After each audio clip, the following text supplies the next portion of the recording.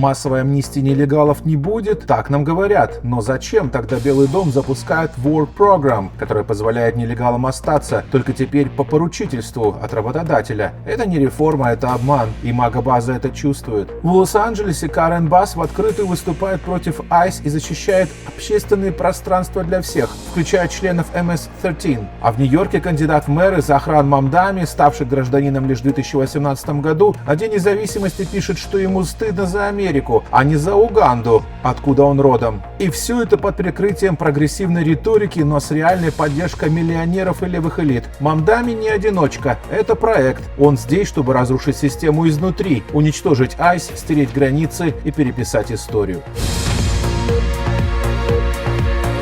Теперь вы не только смотрите нас, но и можете слушать в машине, по пути в офис или домой. Подкаст «Two Cats US Political News» доступен на iTunes, Spotify и других платформах. Открой для себя голос свободной Америки, там, где вам удобно. И если этот голос вам важен, поддержите нас донатом. Мы не государство, мы — это вы. Ссылки на поддержку в описании выпуска.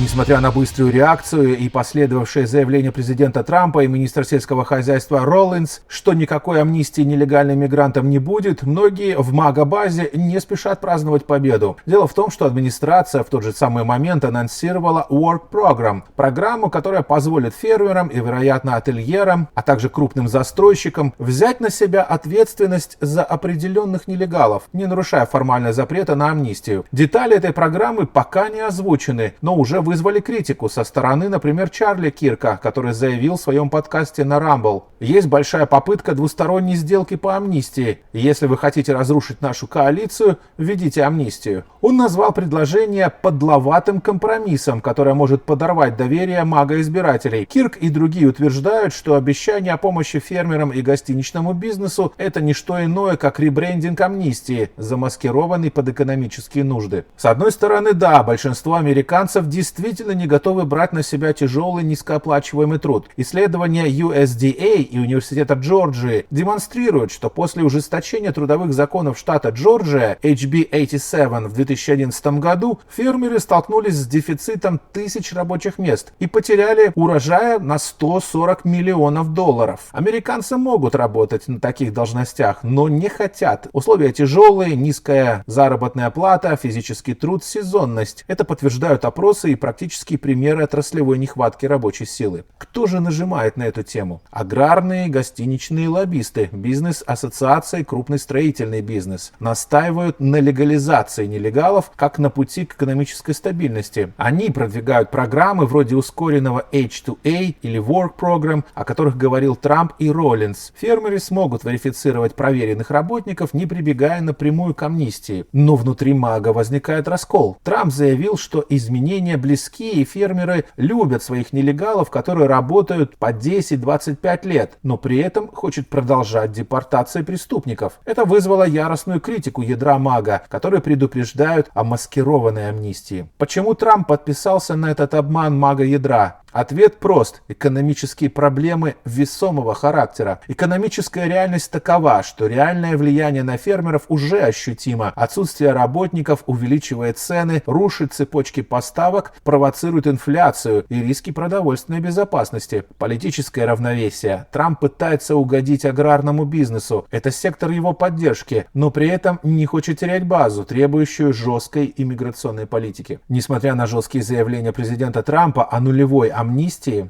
на деле Белый дом движется к компромиссной схеме. Нелегальные мигранты смогут продолжить работу на фермах, в гостиницах и на стройках при условии, что за них поручаются работодатели. Формально это не амнистия, но по сути обходной путь легализации, который уже вызвал тревогу в мага-среде. Тактический ход. Публично Трамп заявляет о масс-депортациях, но на деле поддерживает режим поддержки для хороших нелегалов через employee vouching, минуя термин амнистия. Почти 40% 3% всех сельхозработников США нелегалы. Без них сектор реально буквально встанет. Трамп это понимает. На публике он обещает депортации, а за кулисами обсуждает новую программу, позволяющую работодателям закреплять нелегала за собой как ресурс. Это попытка усидеть на двух стульях, не потерять поддержку бизнеса и одновременно сохранить доверие мага-ядра. Но вопрос остается, сколько еще американцев будут терпеть такую ложь от крупного капитала, который десятилетиями называл своих сограждан ленивыми, лишь бы платить копейки и не менять условия труда. Внутри самой мага-коалиции произошло резкое обострение. Сенатор Эрик Шмидт и министр сельского хозяйства Брук Роллинс были вынуждены заявить в открытую: амнистии не будет. Роллинс написала на X: амнистии не будет, массовые депортации продолжаются, но теперь стратегически. Речь идет о попытке навязать американцам ложный выбор между экономическим коллапсом и амнистией. Именно такую риторику про гниющие урожаи и нехватку рабочих Вашингтон использует уже почти 40 лет. Еще в 1986 году та же песня звучала, когда президент Рейган подписал Immigration Reform and Control Act, обещая, что это будет однократная амнистия. Итог – миллионы новых нелегалов и полная дискредитация закона. Представители МАГА направили удар по самому сердцу этой манипуляции. Если у США есть 170 миллиардов долларов на депортации, если ICE получает расширенные полномочия и финансирование, то любая амнистия, даже прикрытая словами вроде «рационализация рабочей силы», это предательство электората Трампа. Америка справится без дешевого труда нелегалов. Япония, Польша, Венгрия доказывают это каждый день. А бизнес-лоббисты, продвигающие амнистию, всего лишь пытаются сэкономить на зарплатах, перекладывая издержки на плечи налогоплательщиков. Таким образом, хотя прямая амнистия официально снята с повестки, она трансформируется в компромиссные меры, что само по себе риск для сохранения единства МАГА. И до сих пор, пока бюджет с выделением до 175 миллиардов на ICE и пограничную безопасность не будет подкреплен ясными формулировками, попытки прикрыть амнистию под видом рабочих программ продолжают вызывать тревогу и решительное несогласие. Миграционная капитуляция и красный поворот Демпартии. Почему Мамдани и Басс – симптом системной угрозы? На фоне усилий ICE по зачистке общественных пространств от нелегальных мигрантов и возможных членов банд, мэр Лос-Анджелеса Карен Басс заняла откровенно конфронтационную позицию. После рейда ICE и Национальной гвардии в МакАртур-парк в районе, известном активностью MS-13 и других преступных структур, Басс обвинила федеральные власти в политическом спектакле и назвала операцию угрозой для всего Лос-Анджелеса. По ее словам, Лос-Анджелес должен оставаться пространством безопасным для всех, включая мигрантов без документов. Мага, медиа и правые комментаторы справедливо задали вопрос: для всех это включает членов транснациональных банд, таких как MS-13? Now you can spin it any way you like,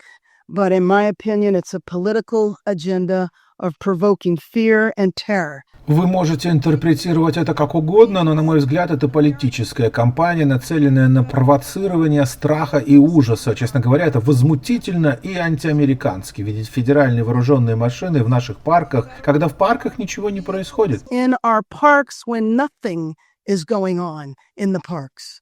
I do not believe that anyone was detained. Maybe they were.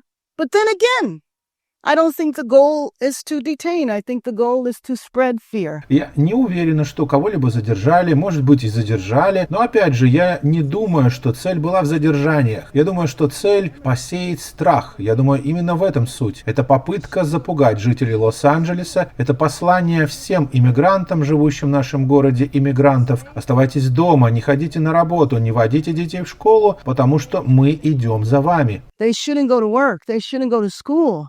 Because we're coming after you. Мы собрались здесь сегодня, потому что понимаем, нас используют, чтобы проверить, как далеко может зайти федеральное вмешательство в жизнь наших сообществ. Может ли федеральное правительство отобрать власть у штата, у местных органов? Сколько стерпят калифорнийцы, сколько стерпят жители Лос-Анджелеса, сколько стерпят из остальных 88 городов нашего округа? Мы не будем подчиняться и выгоним ICE из МакАртур-парк, других общественных мест Лос-Анджелеса, и мы здесь для того, чтобы сказать, мы не собираемся это терпеть. Хотя Хотя прямых доказательств покровительства преступникам не обнаружено, сама риторика мэра, подрывающая доверие к ICE, по сути, парализует борьбу с уличной преступностью. Именно такая идеологическая капитуляция делает демократических мэров удобными союзниками для криминальных сетей. Под прикрытием гуманизма они блокируют федеральные меры, защищающие законопослушных граждан, и дают свободу преступникам. Это не просто политическая ошибка, это сознательный отказ от суверенитета и порядка ради повестки социал-демпартии. Когда мэр Лос-Анджелеса Карен Басс заявляет, что она не является частью федеральной системы и отказывается подчиняться федеральным структурам, речь идет не просто об идеологической риторике, это прямой вызов самому понятию единой нации. Такая позиция не случайна. Басс опирается на леволиберальную коалицию, включая активистов, иммигрантские НКО и демпартийные группы влияния, считающие любую форму миграционного контроля проявлением системного угнетения. Ее электоральная база — это именно те, кто требует городов-убежищ, отказа от депортации и полного саботажа ICE. Поддержка таких групп позволяет Басс сохранять кресло, несмотря на катастрофические результаты ее политики. Лос-Анджелес утопает в палатках бездомных, в уличных смертях от передозировок и в хаосе нелегальной занятости. Но главное противоречие в другом. Что было бы, если бы структура под ее управлением, скажем, полиция или служба санитарной очистки, заявила, что она больше не подчиняется мэрии? Такой бунт внутри города она бы немедленно подавила, призвав к ответственности и увольнениям. Но когда сама мэр отказывается выполнять законы США и подчиняться федеральной юрисдикции, это почему-то преподносится как прогрессивная автономия. Но на самом деле это системное нарушение вертикали власти. Это пример того, как идеология вытесняет функциональность. Басс ведет город к разрушению, потому что разрушение — это часть стратегии.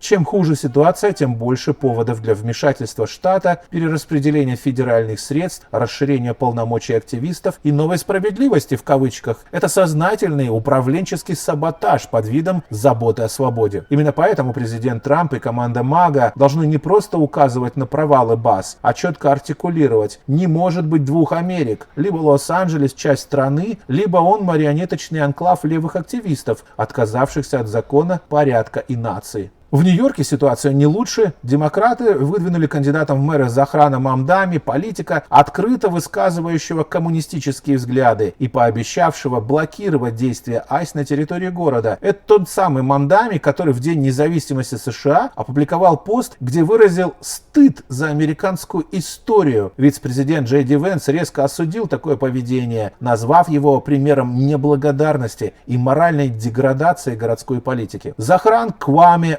Мамдами получил гражданство США в 2018 году после натурализации. Родившись в Кампале, Уганда, в семье индийского происхождения, он переехал в США в возрасте 7 лет, и все это время он даже и не пытался получить гражданство США, хотя мог. И, видимо, только его желание пойти в большую политику заявляет о стыде за американскую историю в посте в День независимости, в котором он отметил негативные аспекты нации. Но почему это вызывает опасения? Во-первых, человек, родившийся и воспитанный в Уганде, с опытом жизни в южноафриканской системе и мусульманском культурном окружении, открыто выступает против ценностей, которые веками формировали Америку. Стыдясь истории США, от геноцида коренных народов до рабства и сегрегации, возникает справедливый вопрос: а не стыдно ли ему тогда за историю родной Уганды? Страна пережила режим Иди Амина 1971-1979 год, когда десятки тысяч убиты, угнетены и изгнаны, и последующий период гражданских конфликтов и нарушений прав человека. Почему он не испытывает стыда за это? И этому человеку социал-демократическая партия пытается доверить пост мэра Нью-Йорка. Человек, который публично отрекается от американских идеалов и проявляет неприязнь к традиционной символике, например, посылая оскорбительный жест статуи Колумба, вызывая сомнения в способности представлять всех граждан. А если стыд за США — это часть его платформы, а не шаг к конструктивному примирению, управлению. Как можно доверить ему управление городом, основанному на наших ценностях? Несмотря на то, что Захран Мамдами изображает из себя народного социалиста, его кампания — это вовсе не восстание бедных. По данным The Week и Wall Street Journal, он получил поддержку почти 20 тысяч мелких доноров со средним взносом $78. Но именно Grassroots Image маскирует куда более влиятельную машину. Мамдами избран при поддержке радикальной Working Families Party, а его ключевые союзники Берни Сандерс и Оказио-Кортес. Фигуры, давно обвиняемые в продвижении социалистической повестки в Демпартии.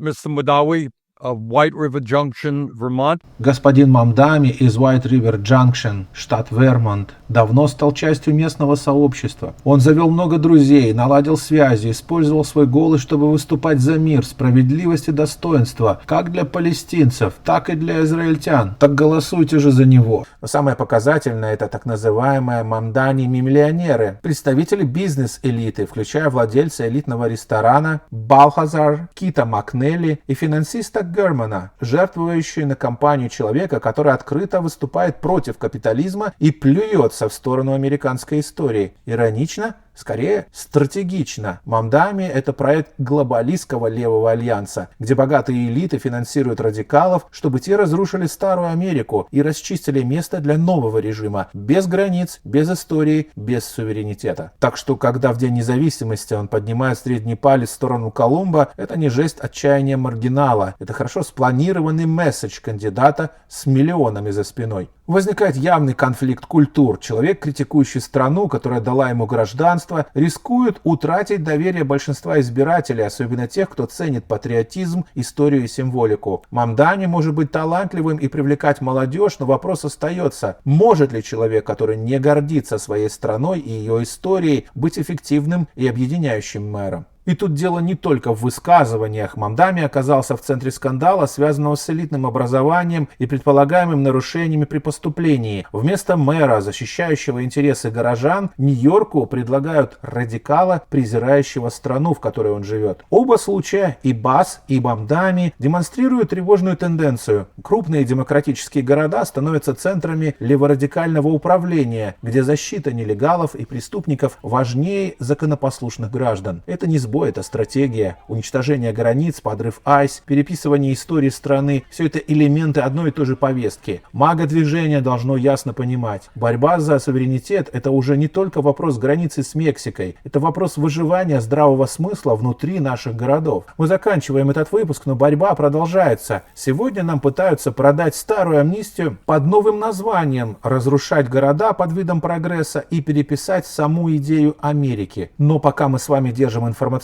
линию, у них это не получится. Мы видим, слышим и говорим вслух то, что другие боятся даже подумать. Особая благодарность Марку Перельману и Виктору Панас. Ваша помощь — это акт доверия. Это ваша личная инвестиция в правду, в сопротивление, в независимый голос, который не подчиняется ни партиям, ни корпорациям. Благодаря таким людям, как Марк и Виктор, мы продолжаем выходить в эфир каждый день, несмотря ни на что. Ведь это энергия и мотивация продолжать двигаться вперед и бороться. Спасибо. Вы часть этой борьбы. И если нас станет хотя бы на одного такого, как вы, больше, система лжи даст трещину. Поддержите и вы наш проект. Станьте частью команды, которая не отступает. Мы здесь, мы с вами, мы Two Cats.